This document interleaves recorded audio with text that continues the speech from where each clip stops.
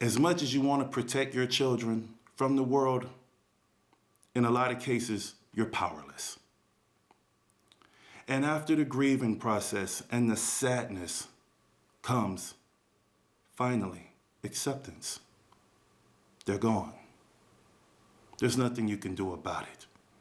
I had to hold my wife.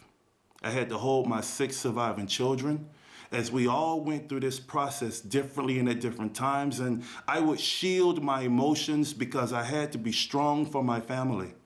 I had to be that rock, but I would secretly, alone when no one was looking, cry out to God and say why, and wonder why I was powerless to save my boy. He didn't do anything wrong. He did his job, but he lost his life. Unfortunately, that's the way life is. But it's your job to keep on going. And one thing that we did to make sure no one ever forgot about Victor is that we created the Victor Sims Foundation. We created a legacy for him. And in this foundation, in this charity, we wanted to remember the awesome characteristics of him.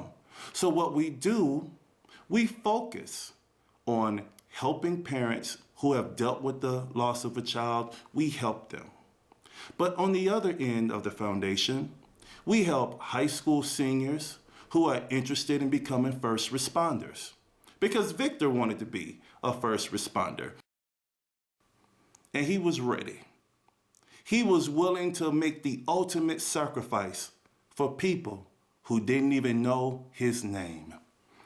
So with those kind of characteristics, we look for high school seniors with the same type of drive and ambition to better their community, who want to save lives. So with the Victor Sims Foundation, we help provide scholarships, laptop computers, and other aid to help them in their financial journey to become a first responder, because it's just that doggone important.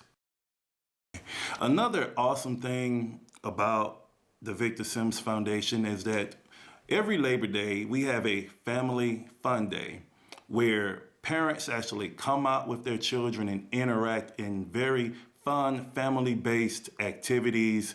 And we do it annually every single year. And you can't just bring your kid and let them just run around alone. You actually have to interact with your child. And unfortunately, in today's society, we don't interact enough because the children are too busy playing the video games or hanging with their friends, and they rarely see us, the folks that brought them into the world.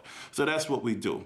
And another wonderful caveat that we have for the Victor Sims Foundation annually is that we have a Be a Better Dad program, where we actually get children with their father figures, whether it's the biological father or a strong male role model in their lives. We bring them together. We have seminars of empowerment for these men and their children, and how to be a better dad in a society that says pretty much that we men aren't nothing and we're not doing anything. We like to give these guys who may not have been as much a part of their children's lives, we want to give them an armory to help them empower themselves to know that they are vital in the transition of their children. They are vital and important to their babies, and they need to be there. And some of us weren't taught. We don't know what to do. So that's where we come in and we try. So there's no more excuses. Let's get it done. And that's why we call it the Be a Better Dad program. I kind of like that. It's really cool.